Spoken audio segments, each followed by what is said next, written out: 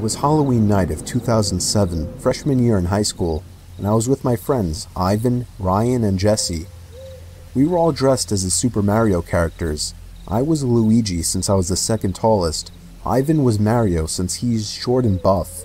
Not that Mario was buff. Jesse was Waluigi because he's freakishly tall and skinny, and Ryan was Wario because he's just really fat. So they were the perfect group costumes for us. We live in a very non-congested suburban neighborhood with a decent amount of space in between houses. On Halloween, that's the worst thing ever. Less bang for your buck. We were trick-or-treating for hours, way past dark, and eventually came the time when most trick-or-treaters were heading home. My feet started to hurt, and I had to constantly switch arms for holding the now 10-pound pillow sack of candy, but we planned on going until our bags were completely full. A lot of the houses by now weren't answering anymore. It was probably past their cutoff time for giving candy to trick-or-treaters. Approaching our next house, we saw a purple bucket on the stoop, which was the best feeling ever.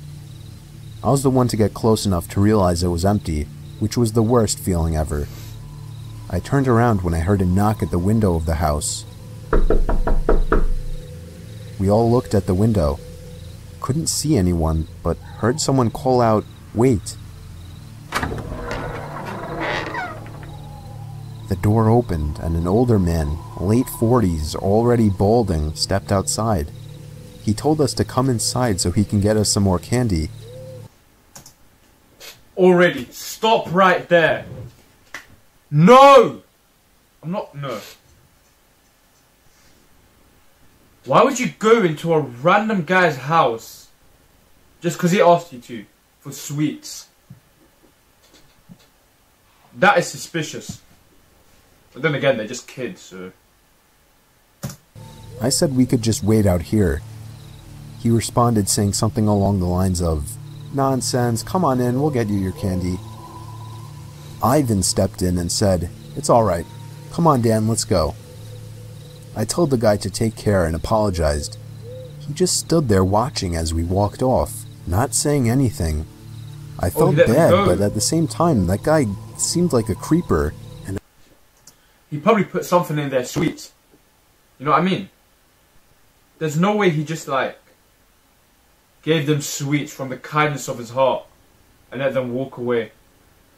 I figured I just dodged a bullet not going in there. Oh, he never If the story ended there, it wouldn't be scary. So of course, it didn't end there. We skipped a few of the guy's neighboring houses just to get further away and continued on with our business. We were walking down close to the nature preserve now, so there weren't many houses around us. At this point, we were now walking back closer to Jesse's house. I noticed Ryan had stopped walking, and I turned around to see what's up. He said he heard someone moving from behind the trees in the preserve. That old man. Now this was before everyone's phones had flashlights, so we couldn't just go searching in the woods for someone. Besides, we were just telling Ryan that it must have been a raccoon or something. You may think this is a bit of a cliche, but when things like this happen in real life, you always assume the more logical possibility. It's just natural. Why would we assume we were being followed? I had to put my arm around Ryan's shoulder and nudge him forward. A little ways down the street, me and Ivan picked up on the sound as well. When we all stopped, the sounds of the footsteps from beyond the trees stopped as well. Ivan yelled at the obvious stalker to go away, or we would beat the shit out of them. I knew he was just bluffing though. I could hear the nervousness in his voice. The snap of a twig from beyond the trees triggered a fight-or-flight response in all of us. Me, Jesse, and Ryan all ran for it. Ivan was at first charging to attack, but he... Okay, yeah, they're trying to attack. I was gonna say, if they're running away, there's like 4 of them and 1 guy. I'm pretty sure they could take him. Quickly followed after realizing we had all taken off. We ran down the dark street, and we all noticed the sounds of at least 2 or 3 pairs of footsteps. Oh! I think one of them went to fight the guy, and then the rest of them just dipped. Nah. Steps crushing the twigs and leaves in the woods. We banked it hard right down Jesse Street when it finally came up, and ran straight for his backyard, entering his house through the back door. The first thing we did was peek out through his living room window. We couldn't see anyone. We all had to gather our thoughts and discuss what the hell just went down in his living room, when all of a sudden we heard Jesse's backyard gate slam shut. Jesse dove to turn off the lights. There was a click and a bang from down in the den. It was more than likely Jesse's back door. We all agreed to go down armed with knives and face them. Jesse turned on his back door light, but there was nobody out there. Just then the front door opened, and we all screamed like animals. Jesse's mom and sisters came rushing downstairs. They had just gotten home from their friend's little house party. We all rested assured knowing it was just them. Jesse explained what happened, but made it seem a lot less dramatic. Me and Ivan went home after that and called it a night. At 12:30 a.m., I got a disturbing text message. It was from Jesse. It said, "It wasn't my mom." I texted back saying, "What?" He responded back quickly, saying, "It wasn't my mom in the backyard." My fingers slammed the buttons on my phone, responding back, "What do you mean?" There was a long pause before he finally told me that his mom and sisters said they never went in the backyard. I told him to immediately check the backyard from his upper deck. He had already done just that. He also told his mom everything, and she had already called the police. They didn't find anyone back there, but Jesse did mention the guy who invited us in while trick-or-treating. Nothing ever became of that, and nothing ever happened at Jesse's house again after that one Halloween night. Fair enough. Nah, that was creepy though. It wasn't them. Last Halloween, I was asked to chaperone my little brother Kevin, my little cousin Mike, and his friends while they trick-or-treated. No, I wasn't the typical cliched teenager that was pissed off because I had better things to do. I was perfectly content with hanging out with my little brother, my little cousin, and his friends. I was 18 years old, so I was a bit old to actually be collecting candy myself, so I asked my little brother to carry a smaller bag and put some candy in there for me at each house. By the time that small plastic bag was full, I was asking the kids if they were ready to go home, and every time I would ask, they would say no.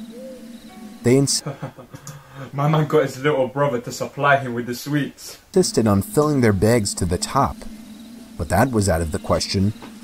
I had enough, so I started leading them back in the direction of Mike's house. Suddenly, a white van pulled up next to us. The driver rolled down the passenger side window and asked me if I could help him out with something. "Nah, I gotta get these kids home," I said, as I directed my attention back to the group. He said he just needed me to fix his passenger seat into the upright position, as it was a two-person job and he said he had a date. I told him it would have to be quick. He parked his car and told me to get inside. I opened the door and began fidgeting with the seat. Alright, in reality, fair enough. In reality, if someone was like, "Can you help me out or something?" you wouldn't really expect much of it. Like, you wouldn't expect them to like kidnap you or something. Like, they're just asking you for help. It's like when someone asks you for directions. The first thing that pops in your head is to help them find where they're trying to go. Not, "Oh my god, he's going to kill me." You get my point. So, it's more realistic. Indeed. Like, you don't expect someone to just be like, "Can you tell me directions to this place?" and then you just sprint across the road. That just doesn't happen. He was telling me to lift, and then I would lift. He would then say, "Put it back down." I'm gonna be honest, I thought this guy was just flat out dumb, until I heard the kids screaming outside. There was somebody trying to grab one of Kevin's friends. I almost fell on my face as I tried to get out of the van. When I did, I grabbed him by the throat and began to strangle him. The driver came out and shoved me to the floor and attempted to grab Kevin, but the owner of the house we were in front of came out front with a rifle in his hand. He fired a shot in the air, a warning shot, and with that, the two creeps hopped back in their van and drove off. I tried to grab a hold of one of them, but I wasn't quick enough. The van was gone down the street before I could even take 5 steps after getting up. I couldn't express enough gratitude to that old man who came out with the rifle. That's true. I wish I could say the story ended there, happily. But unfortunately, the next day, while watching the news, there was a report of a missing 9-year-old boy in our town. Now, I usually believe in coincidences, but I know that wasn't any coincidence. And I know for the rest of my life, it will kill me, remembering how I could have prevented a kidnapping had I just grabbed a hold of one of those guys.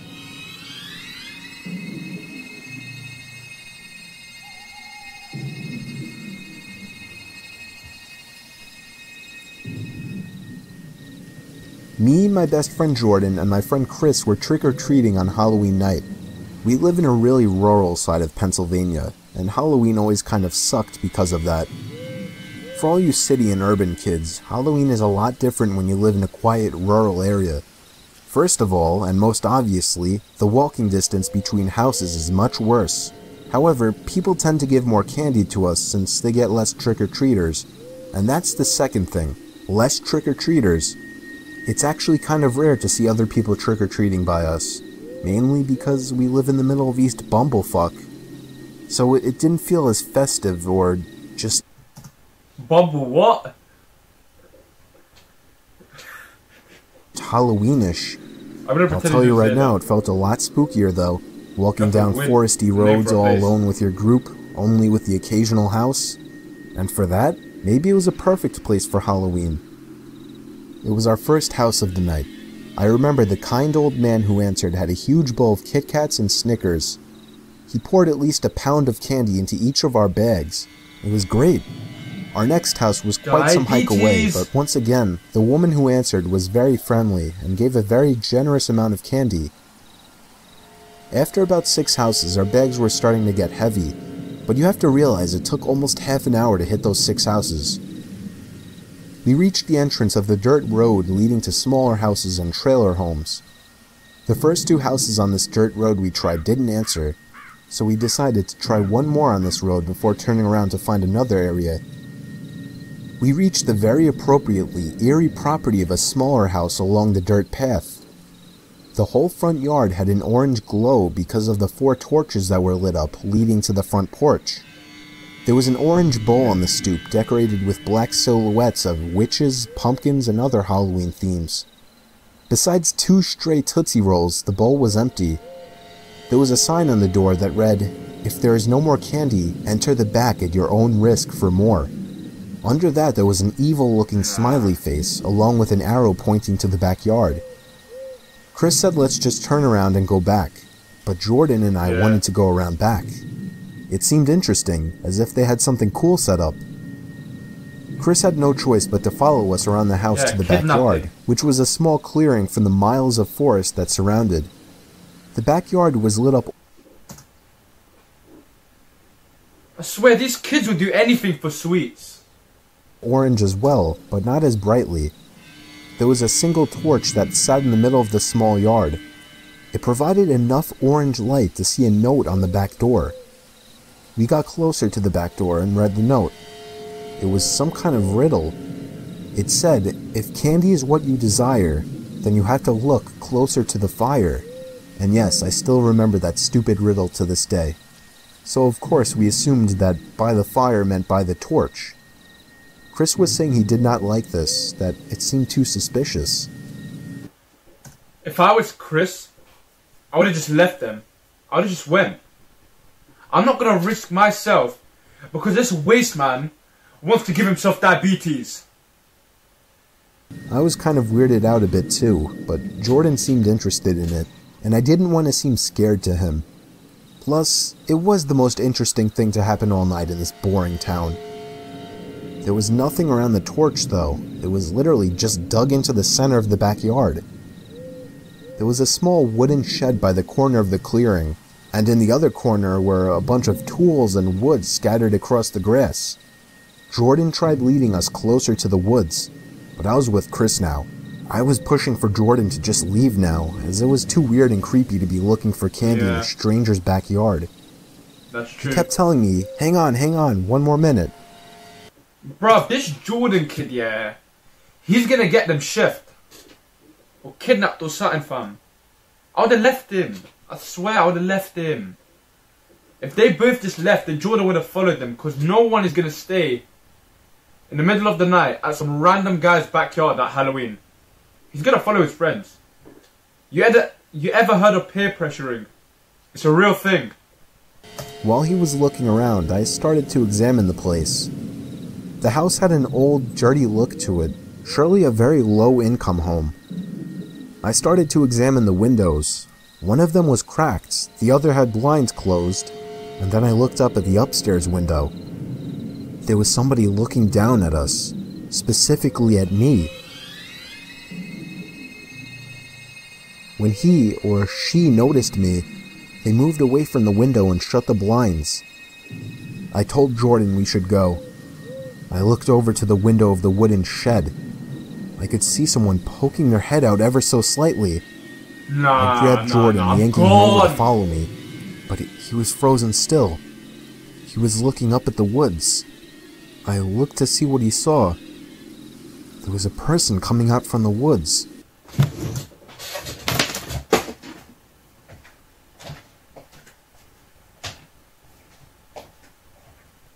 No. No. No. No. Just no. Blood, nah. Jordan was laughing. I guess he thought it was supposed to be a part of this spooky setup. Fam, it's just Jordan, kid, alright, fam. Man started laughing, fam. I watched with him until we saw the person come into light, wearing a genuinely horrific mask. And there was something in his hand. A machete. Yeah. Jordan. Man backed up the machete. I'm stopping this video, guys. If you enjoyed this video, please like, subscribe. Still thought it was a joke. Even Chris seemed to be laughing a bit. Hell, I started to think it was all just a nice little Halloween setup. Until the person wearing the mask charged at Jordan and swung the machete, only he missed as Jordan backed up in time. We all sprinted back out front where we saw somebody blowing out the torches. He spotted us and started chasing us. We ran all the way down the dirt road, back down the paved road, and made it back to my house. Jordan was throwing up. I'm not sure if it was because of running so much, or because of the fact that he almost lost his life. We told my parents right... Bruv, that Jordan kid's a prick. He nearly got man them put in a spliff. Just for a bit of diabetes. Think about that. Right away. My dad called the police and asked them to come to the house. My dad then drove us to the house where it happened with the police following us. By the time we got there, everything was gone. And by everything, I mean the notes, the torches, and the candy bucket. The house had been vacant for months. Nobody was living there. It was the perfect place to set up a murder scene. We requested the police go inside to check, as I did spot somebody spying on us from upstairs. But it turned out they were gone as well. We did the best we could to describe what happened and the people I saw. I believe one of the officers told my dad they would investigate further into this and thanked us for the info. Maybe you don't realize how sick this world is, full of insane, scary, messed up people, until you actually come into encounter with them. That's true.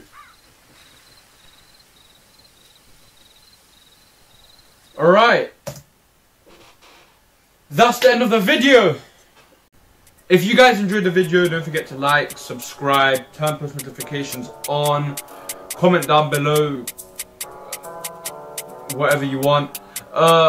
If you guys want me to react to something, like you found a video that you think I should react to, then DM me on Instagram, link in the description. All my socials are in the description.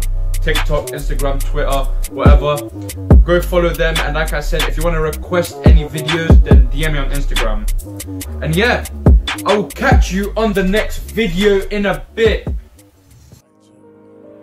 I'm straight from the block, 1600, you know what I be rapping. 1400 on Sunset Step is the show, I'm heavy stepping. Put trust in all of my niggas, ain't no more second guessing. Found a plug on the gun, so you know the block fully protected. Glock 23 on me, 30, 40 hollow.